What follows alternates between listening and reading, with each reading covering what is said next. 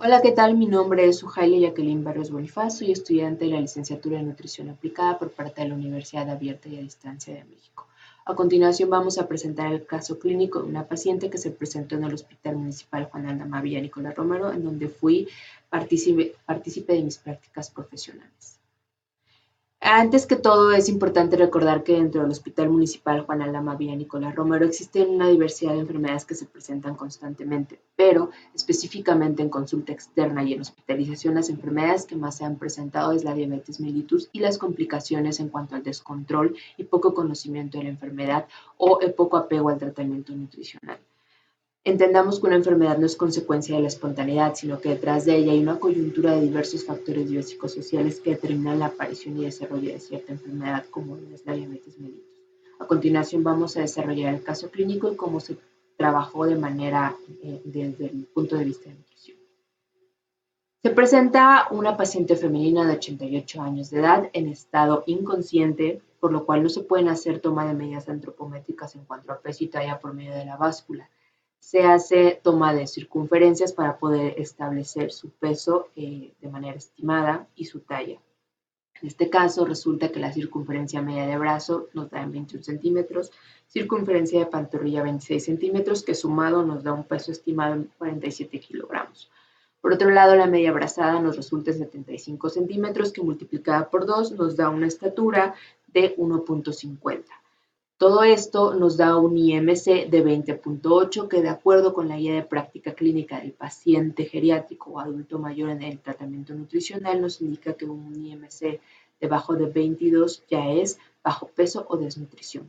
Presenta una presión arterial de 160/52, frecuencia cardíaca de 75, frecuencia respiratoria de 22 y temperatura de 36 grados, lo cual ya nos muestra una elevación en la presión arterial.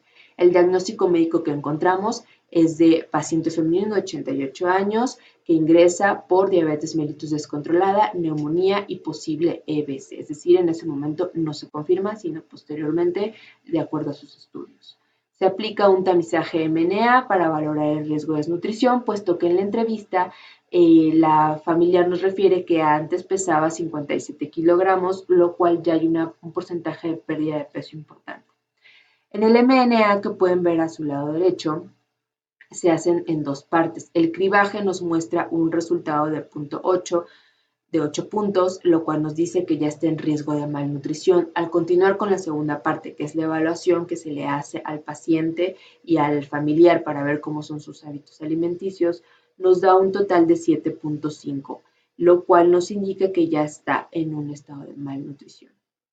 En cuanto a su historial clínico, tenemos que, de acuerdo a lo que nos refiere el familiar, presenta antecedentes heredofamiliares de hipertensión arterial por parte de una hermana y se desconocen más datos. En sus antecedentes personales no patológicos vive en casa habitación con servicios básicos, hábitos de higiene regulares, puesto que no cuenta con todas sus piezas dentales.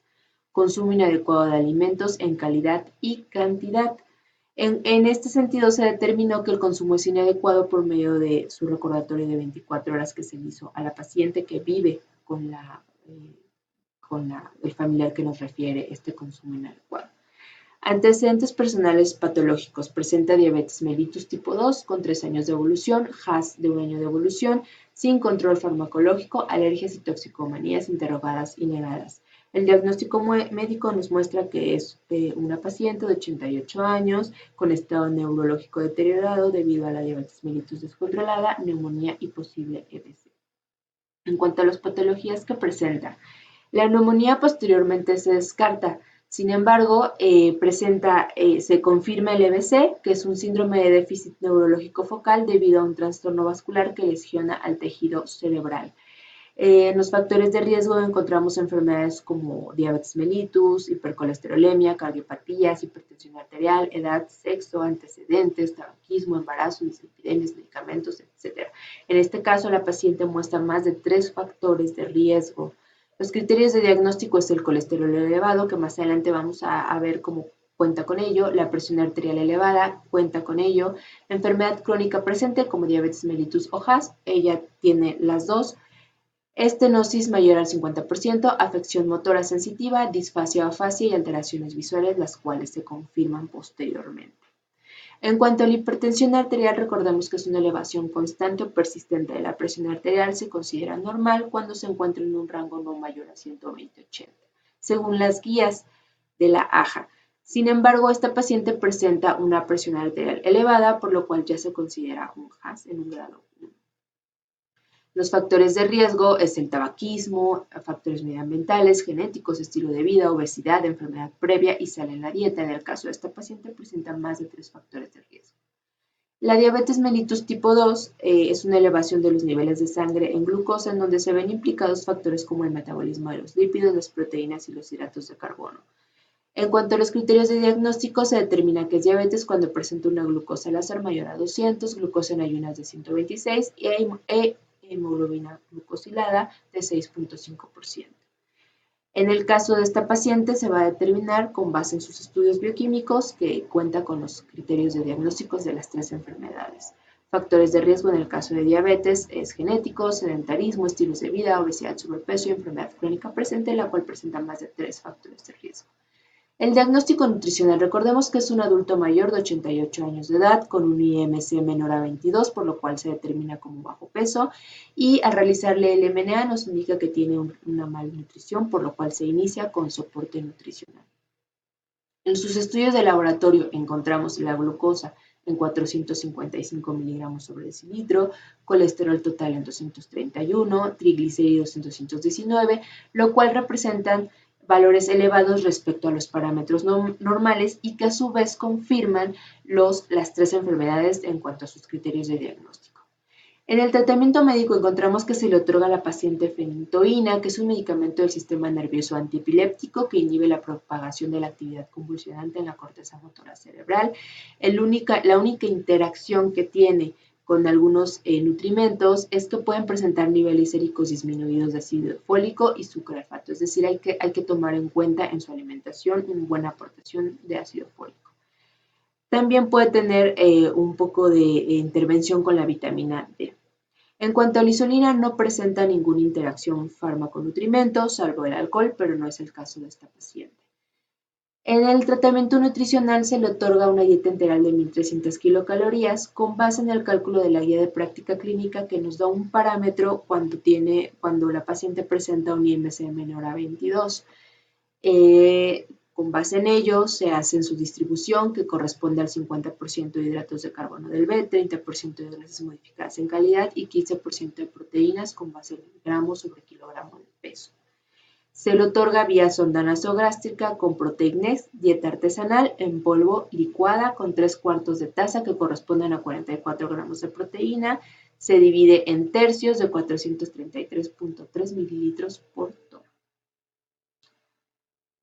En la evolución del paciente, el día 8 de julio la paciente ya se encuentra consciente. Se le realizan nuevos análisis de glucosa que determinan 90 miligramos sobre decilitro, se cambia por metformina y se le quita la sonda.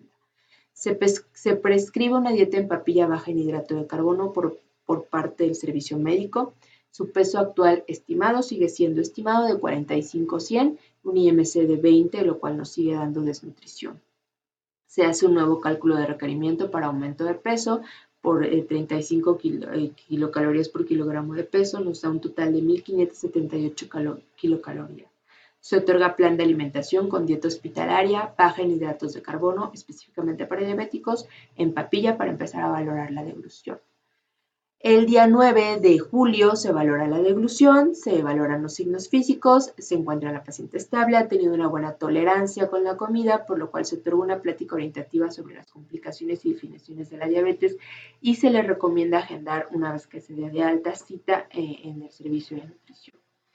El día 13 la paciente es dada de alta con referencia al servicio de nutrición para poder continuar con su tratamiento dietético. Sus signos vitales son estables, presión arterial adecuada y glucosa en ayunas de niveles óptimos. En ese momento se puede pesar y medir a la paciente y pesa 46,300 con una talla de 1.48.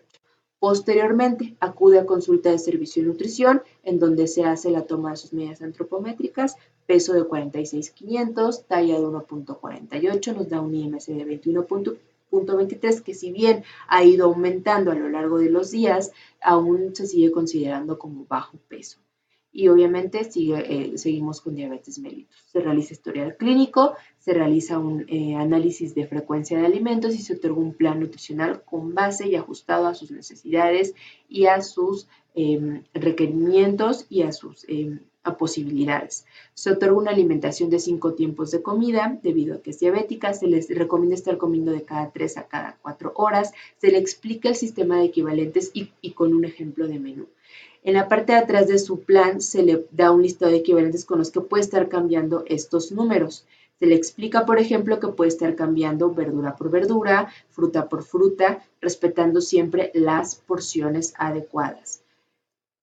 Se le tachan aquellos alimentos que se consideran no se deben de estar consumiendo de manera frecuente o diaria. Se le hace la recomendación de no fritos, no capeados y no empanizados. Sus líquidos totales se estiman con base en la fórmula de 30, el peso por 30 y nos da un litro 300 a un litro 400 diarios.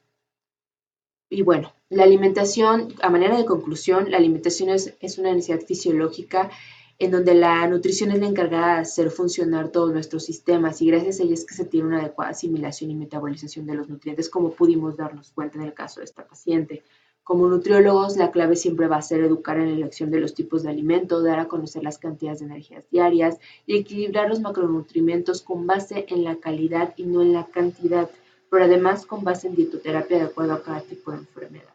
Por lo anterior, la nutrición se vuelve un pilar fundamental dentro del tratamiento médico de tales patologías, puesto que puede mejorar el estado de salud, como lo vimos en esta paciente que pudo salir de un EBC y del estado en el que estaba crítico. Y bueno, muchísimas gracias por la atención.